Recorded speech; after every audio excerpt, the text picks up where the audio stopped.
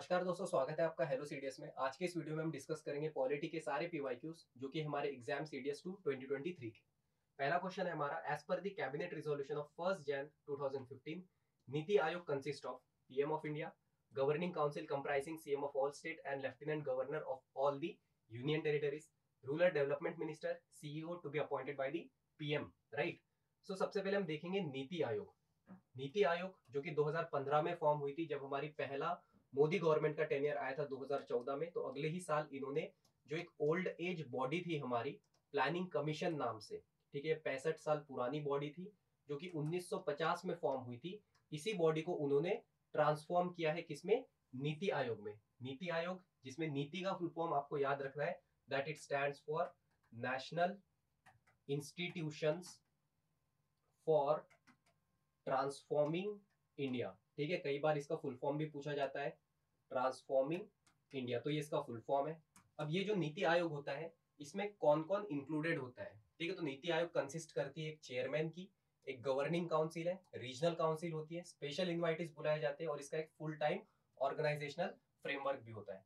So prime minister जो है, he is the overall chairperson of NITI Aayog. Governing council में कौन कौन आ जाते हैं? सारे स्टेट्स के सीएम, जहां पे भी स्टेट लेजिस्लेचर अवेलेबल है, including union territory as well. जैसे कि हमें पता है कि दिल्ली में स्टेट लेजिस्लेचर है, तो वहां के सीएम्स इसमें इंक्लूडेड होंगे, और ऐसे यूनियन टेरिटरी जहां पे स्टेट लेजिस्लेचर नहीं है, जैसे कि फिलहाल अगर आप देखो तो चंडीगढ़ में नहीं है, राइट, तो वहां की इसमें एडमिनिस्ट्रेटर, लेफ्टिनेंट गवर्नर ये पार्टिसिपेट करेंगे। रीजनल काउंसिल होती है इसमें, ठीक है। Then there are some special invitees, अलग अलग फील्ड के एक्सपर्ट्स को इसमें बुलाया जाता है, और इसका एक फुल टाइम ऑर्गेनाइजेशनल फ्रेमवर्क भी होता है, जो कि चेयर करते हैं हमारे प्राइम मिनिस्टर, और इसका वाइस चेयरपर्सन होगा, ये हमारा प्राइम मिनिस्टर अपॉइंट करेंगे, right. Then there are some members, full time member, part time member, and there are ex officio member as well. इसमें जो हमारे प्राइम मिनिस्टर ऑफ इंडिया है, वो एक सीईओ भी अपॉइंट करते हैं फॉर अ फिक्स टेन्योर, ठीक है।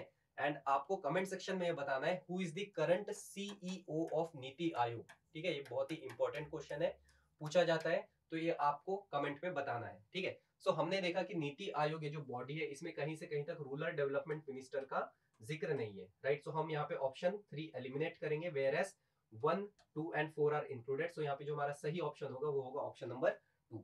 Next question we have, the executive is given grant and advance grant to meet temporary and running requirements of the government of India in the beginning of the new financial year until the demands are voted by the legislature। इसे क्या कहते हैं? Vote of credit, vote on account, appropriation bill and advance account. So basically ना, ऐसे जो questions होते हैं, हमें ये जब रीड करते हैं ना, थोड़ा सा हमें टफ लगता है रीड करने के टाइम पे, लेकिन जब आप इसे वर्ड बाय वर्ड ब्रेक करते हो, ठीक है, तो देखो ये कितना, इसका एक सिंपल मीनिंग निकल के आता है। एग्जीक्यूटिव, एग्जीक्यूटिव कौन होती है हमारी? ठीक है, जिसकी गवर्नमेंट होती है, वही गवर्नमेंट बॉडी को हम एग्जीक्यूटिव कहते हैं, right. So government is given an advance grant, government को एडवांस में कुछ पैसा मिल रहा है, क्यों? ताकि वो अपने टेम्पररी काम निपटा सके। एक चीज तो क्लियर है कि गवर्नमेंट को जो कुछ भी पैसा निकालना है, ठीक है, पैसा निकालना है, तो उसे पार्लियामेंट की परमिशन से पैसे निकालने पड़ेंगे, ठीक है। लेकिन पार्लियामेंट की परमिशन लेते तक जो भी टाइम ड्यूरेशन होगा, उस टाइम ड्यूरेशन में सर्वाइवल के लिए उसे कुछ तो पैसा लगेगा, है ना। तो वो एडवांस में पहले पैसा ले लेगी और फिर बाद में परमिशन ले लेगी, राइट। सो इसको क्या कहते हैं? So that is called as the vote on account, ठीक है। इसे क्या कहते हैं? वोट ऑन अकाउंट कहते हैं। जैसे कि देखो, बजट है, हर साल हम बजट आता है हमारा इन दी मंथ ऑफ फेब्रुवरी में। बजट क्या होता है? बेसिकली बजट एक परमिशन होती है कि हमें इतना पैसा चाहिए और इतना हमें खर्चा होने वाला है, राइट। सो इसका वो पार्लियामेंट का अप्रूवल लेते हैं, ठीक है। लेकिन उस ड्यूरेशन में सर्वाइवल करने के लिए कुछ तो पैसा लगेगा, तो उस पैसे को किस किस टूल का यूज करके निकाला जाता है? So that is vote on account. Vote on account क्या होता है? It is a grant in advance given to the executive to meet the temporary and ongoing requirement of the government of India at the beginning of new financial year, right? Why it is necessary?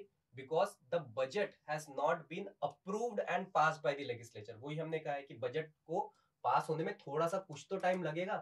उस time में जो भी खर्चे हैं, government उस time पे ऐसे तो नहीं है कि अपने सारे काम को बंद कर देगी, है ना। तो उसके लिए हम वोट ऑन अकाउंट का यूज करके हम पैसे ले सकते हैं without the permission of parliament, ठीक है। हम दूसरे टर्म्स भी देखेंगे कि वोट ऑफ क्रेडिट क्या होता है। So it is a special provision that allows the government to meet unexpected expenses. अब जब हम बजट भी पढ़ते हैं, हम देखते हैं यार, जो हमारा एक्सपेंडिचर होता है, ठीक है, जो हमारे एक्सपेंसेस होते हैं वो दो तरीके के हो सकते हैं, एक प्लान्ड होता है, ठीक है, वेरएस एक अनप्लान्ड होता है। सो प्लान्ड एक्सपेंस का तो मेरे पास पूरा ट्रैक रिकॉर्ड है कि चलो यार कल को चल के मुझे 10 आईआईटी बनाने हैं, एम्स बनाना है, ठीक है, ये वाली स्कीम के ऊपर इतना पैसा जाएगा। लेकिन बीच में अगर कुछ भी अनएक्सपेक्टेड चीजें आती है, ठीक है, तो उसके लिए अगर मुझे पैसे निकालने हो तो मैं कौन सा टूल यूज कर सकता हूँ, वोट ऑफ क्रेडिट। सो जो वोट ऑफ क्रेडिट होता है it is like a blank cheque, ठीक है, एक ब्लैंक चेक की तरह होता है जो कि अनएक्सपेक्टेड डिमांड को फुलफिल करने में यूज किया जाता है। What is appropriation bill? So it is a legally empowers the government to use money from the treasury of its operation after the budget is passed, ठीक है। सो बजट पास होने के बाद में जो भी पैसा मिलता है, ठीक है, इसका मतलब क्या होता है, वो एक प्रॉपर प्रोसीजर के थ्रू हमें पैसा मिला है, एक अप्रोप्रिएशन बिल पास होने के बाद में हमें वो पैसा मिला है, ठीक है, so that is appropriation bill. और जो एडवांस अकाउंट होता है it is not a term traditionally associated with particular financial process in Indian government. ऐसा जो वर्ड है इनफैक्ट ये हमें हमारे कॉन्स्टिट्यूशन ऑफ इंडिया में देखने को नहीं मिलता है, ना ही आपको ये लक्ष्मीकांत में देखने को मिलेगा। सो यहाँ पे सही आंसर क्या होगा आपको याद रखना है कि जो भी हमारा न्यू फाइनेंशियल ईयर बिगिन होने के लिए जो भी हमारे एक्सपेंसेस रहेंगे अगर वो पूछा जाए तो वोट ऑफ अकाउंट आप टिक करोगे, और अगर कुछ अनएक्सपेक्टेड बोला है, कुछ अनप्लान्ड एक्सपेंडिचर बोला है, in that case will tick on vote of credit. So I hope it is clear. अगला क्वेश्चन बढ़ेंगे। So we have to tell the landmark supreme court judgement in the Subhash Sharma and Union of India 1991 refers to which one of the following basic features of the Constitution of India? So ये जो case था एक 1991 में supreme court के under में Subhash Sharma versus union of India, ये किससे associated है? ठीक है, तो ये जो केस है ये डील करता है हमारा जुडिशियल रिव्यू से, ठीक है, जुडिशियल रिव्यू, राइट। सो क्या कहता है ये? So the landmark supreme court judgement in Subhash Sharma versus union of India it refers to the judicial review, ठीक है, जुडिशियल रिव्यू। क्या होता है judicial review? So basically judicial review ये जो कंसेप्ट है ये कहां से ओरिजिनेट हुआ है? ये यूएस से ओरिजिनेट हुआ है, ठीक है। फर्स्ट टाइम किस केस में इसका जिक्र हुआ था यूएस में? In the case of Marbury versus Madison, ठीक है। तो आप देख सकते हो कि कितना पुराना कंसेप्ट है। किस किस किस जज के थ्रू? बाय जॉन मार्शल, जो कि उस टाइम के अमेरिका सुप्रीम कोर्ट के चीफ जस्टिस हुआ करते थे, राइट। सो बेसिकली जुडिशियल रिव्यू क्या होता है? लेट्स टेक कि हमारी अगर कोई भी गवर्नमेंट है, ठीक है, गवर्नमेंट ने कुछ ऐसा लॉ लेके आया, ठीक है, गवर्नमेंट कुछ ऐसा लॉ बना रही है जो कि क्या करता है, जो कि हमारे कॉन्स्टिट्यूशन, ठीक है, हमारे कॉन्स्टिट्यूशन के अगेंस्ट है, कॉन्स्टिट्यूशन के अगेंस्ट है।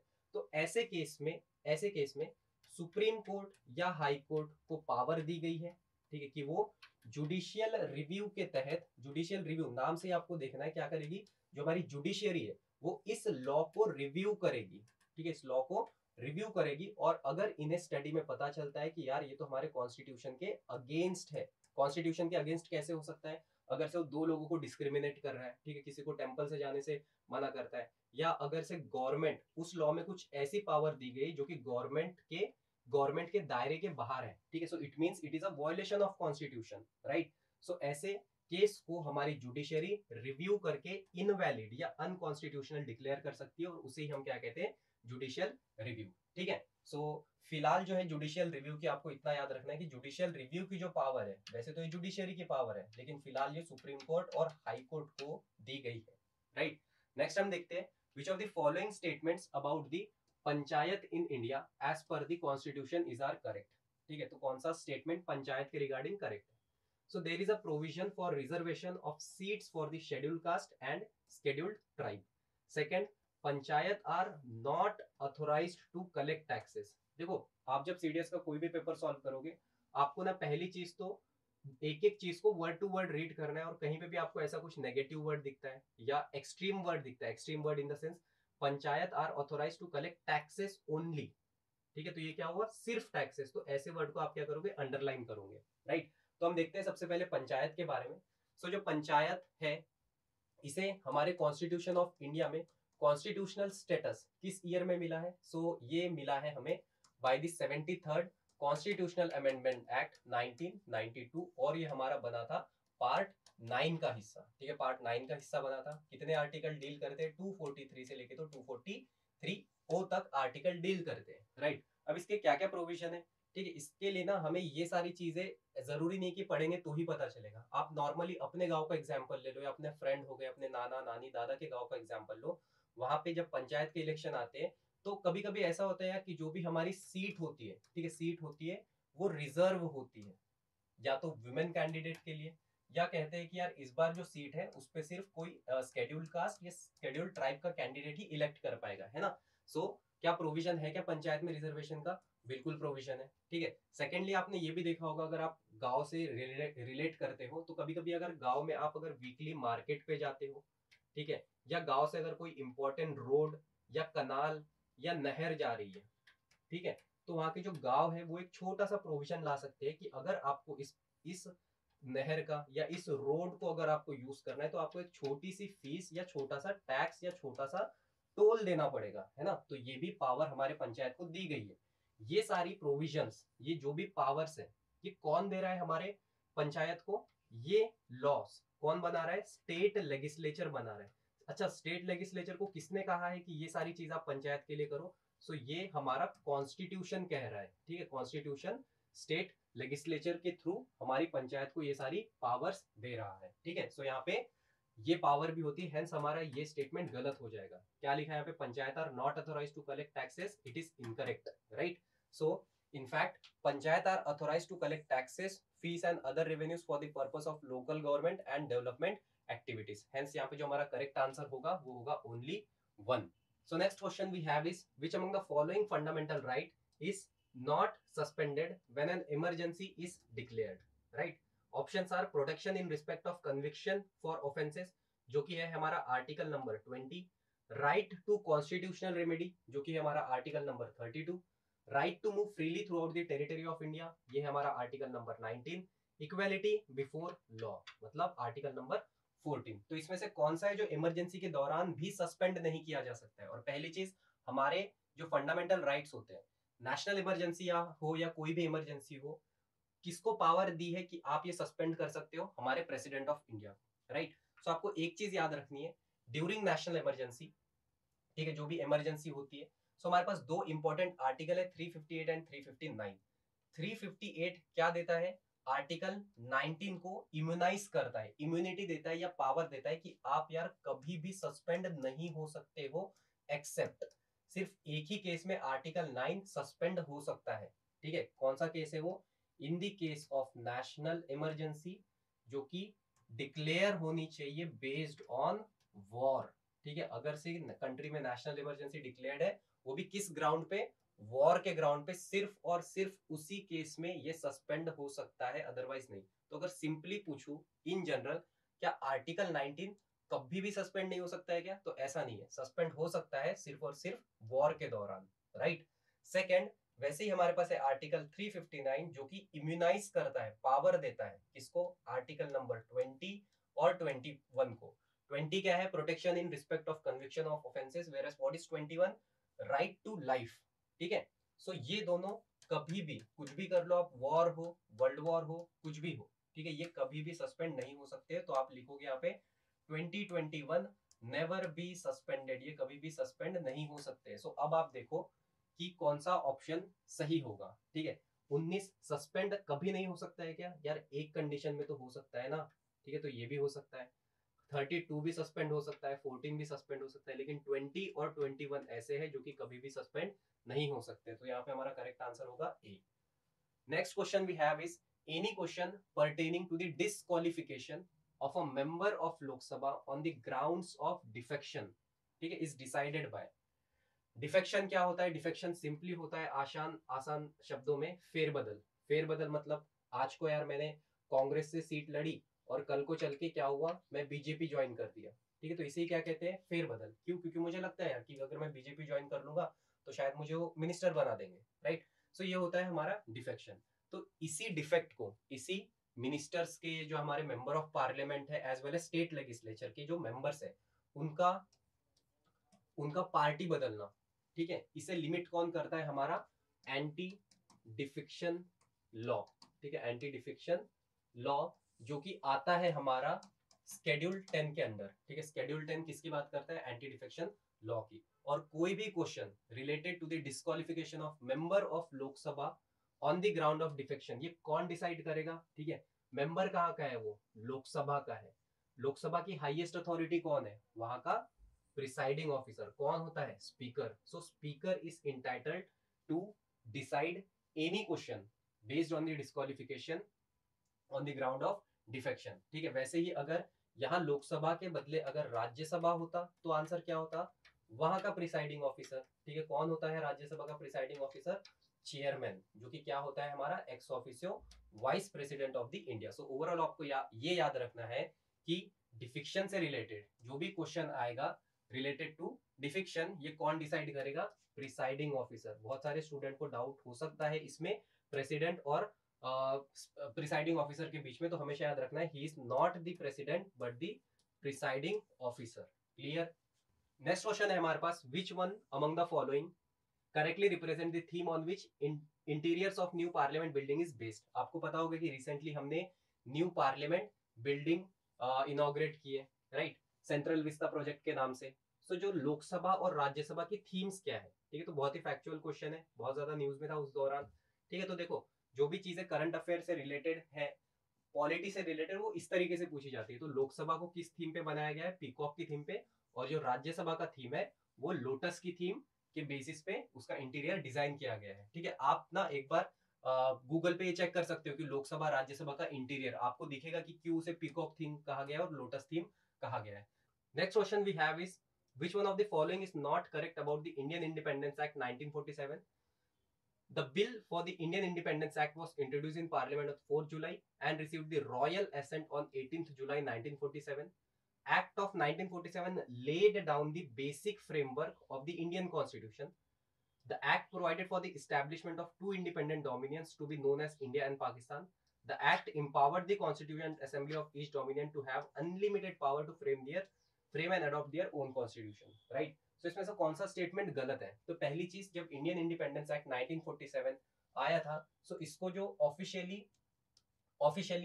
एसेंट मिला था वो 18 जुलाई 1947 को मिला था, जो कि क्या कहता है कि जो दो न्यू कंट्रीज बनने वाले हैं, जो दो न्यू डोमिनियन बनने वाले हैं, इंडिया और पाकिस्तान, वो अपने हिसाब से अपना अपना कॉन्स्टिट्यूएंट बना सकते हैं, जिसको जो लगे वो उस तरीके से बना सकता है। लेकिन हमारे इंडियन इंडिपेंडेंस एक्ट 1947 में ये चीज कहीं भी नहीं लिखी गई थी कि आपका जो संविधान बनेगा या आपका जो कॉन्स्टिट्यूशन बनेगा वो इस रूल्स एंड रेगुलेशन के अंडर बनना चाहिए। ठीक है, वेरस उन्होंने क्या कहा था कि आपको जैसे लगता है वैसे बनाओ, हम इसके अंदर इंटरफेयर नहीं करेंगे, हम कुछ भी आपके ऊपर थोपना नहीं चाहते हैं। हेंस जो हमारा स्टेटमेंट नंबर 2 है ये इनकरेक्ट है यहाँ पे, कि जो एक्ट था हमारा 1947 का, उसमें ये चीज कहीं भी नहीं लिखी थी कि आपका कहीं पे भी ऐसे फ्रेमवर्क्स गाइडलाइंस नहीं मेंशन था कि आपका जो इंडियन कॉन्स्टिट्यूशन है वो इस गाइडलाइंस के तहत बनना चाहिए। हेंस हमारा जो स्टेटमेंट 2 है that is incorrect, right. Next question we have, which one of the following amendment to the Constitution of India has introduced reservation in education and in public employment for people from the economically weaker section of the society? ठीक है, तो factual question है, ऐसे जो भी important amendment आते हैं इसको आपको अलग से एक लिस्ट बनानी है। इंपॉर्टेंट अमेंडमेंट में हमारे कौन कौन से आ जाते हैं? आपको 42 अमेंडमेंट एक्ट के बारे में पता होना चाहिए, 44 अमेंडमेंट के बारे में पता होना चाहिए, जो हमारा प्रियम्बल है, प्रियम्बल में जो हमारे 3 वर्ड न्यू ऐड हुए थे, सेक्युलर, इंटीग्रिटी एंड सोशलिज्म। ठीक है, ये 3 वर्ड किस अमेंडमेंट के तहत ऐड हुए? जो फंडामेंटल ड्यूटीज इंक्लूड हुआ है उसका कौन सा अमेंडमेंट है? तो ऐसे जो छोटी छोटी अमेंडमेंट्स है ना, इंपॉर्टेंट अमेंडमेंट्स, इसकी तो आप एक अलग से पेज बना के रेडी रखोगे। ठीक है, सो वैसा ही एक क्वेश्चन है कि जो ईडब्ल्यूएस को 10% reservation in central employment as well as in education, तो ये किस अमेंडमेंट के तहत यहाँ पे मेंशन्ड है? So the correct answer would be 103 amendment act 2019, right. तो ये फैक्चुअल क्वेश्चन था, आप इसे याद करोगे। So next question we have, which of the following statement about the National Center for Good Governance are correct? ठीक है, so इसके बारे में कौन सा सही है? So NCGG was set up by Sardar Vallabh Bhai Patel national police academy. ठीक है, देखते हैं सही है गलत है।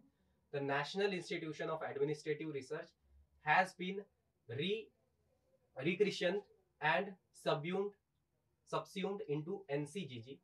NCGG is an apex level autonomous body under the Ministry of Home Affairs. The chairperson of governing body of the NCGG is the cabinet secretary to the government of India. So पढ़ेंगे हम कुछ NCGG के बारे में। सो पहली चीज, ये जो फॉर्म हुआ था, यहाँ पे क्या लिखा है, it was set up by Sardar Vallabh Bhai Patel national police academy. So no, ठीक है, it was formed by the Lal Bahadur Shastri national academy of administration. ठीक है, आपने सुना होगा लबासना, तो इसके तहत ये फॉर्म हुआ था। सो स्टेटमेंट 1 हमारा इनकरेक्ट होगा। ठीक है, तो हम यहाँ पे 1 वाले ऑप्शन एलिमिनेट कर सकते हैं। ठीक है, ये 1 हमने एलिमिनेट कर दिया।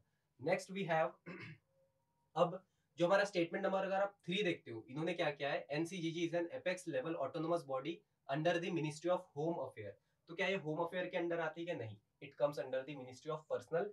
हेंस हम ऑप्शन नंबर 3 भी एलिमिनेट करेंगे। सो जब हम ऑप्शन 3 एलिमिनेट करते हैं, यहाँ पे ऑप्शन 4 में भी होगा तो वो भी एलिमिनेट हो जाएगा। So we are left by only 2 and 4। ठीक है, सो जो इस तरीके का क्वेश्चन है ना, ये आपको करंट अफेयर से रिलेटेड मिलेगा। ठीक है, तो हमने वो सारी चीजें भी इंक्लूड की है जो करंट अफेयर में पॉलिटी से डील करते हैं, राइट। तो इस तरीके के क्वेश्चन आ सकते हैं उसमें, अगर आपको छोटी छोटी डिटेल्स पता हो। मैं ये नहीं कहता हूँ कि यार आपको स्टेटमेंट 2 पे 100% चीजें पता होनी चाहिए, स्टेटमेंट 4 या ये जो बॉडी है, ठीक है, इसके बारे में आपको हमेशा पता होना चाहिए, नहीं, ये हमारे कॉन्स्टिट्यूशन के बाहर की चीजें हैं, राइट।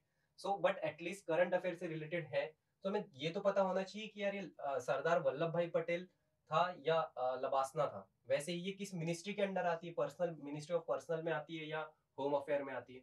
सो ऐसे क्वेश्चंस में ना मैं आपको बताना ये चाह रहा हूँ कि हम एलिमिनेशन टेक्निक के थ्रू हमारे क्वेश्चन सही कर सकते हैं, जहाँ पे हमें अगर एक ही चीज, अगर फॉर श्योर अगर हमने एक भी अगर गलत चीज ढूंढ ली, तो हम इन केस अगर हमें तुक्का भी मारना है तो हमारे उसमें चांसेस बढ़ जाएंगे। 4 में से अगर आप तुक्का मारते हो, देर आर 25% चांसेस कि वो सही होगा, ठीक है, 75% वो गलत होगा। लेकिन अगर 2 बचते ना, तो यार वो 50-50 वाली केस हो जाती है, राइट। सो ठीक है, अगले वीडियो में हम ऐसे ही कुछ और भी दूसरे ईयर के क्वेश्चन डिस्कस करेंगे। Till then study well, have a good day.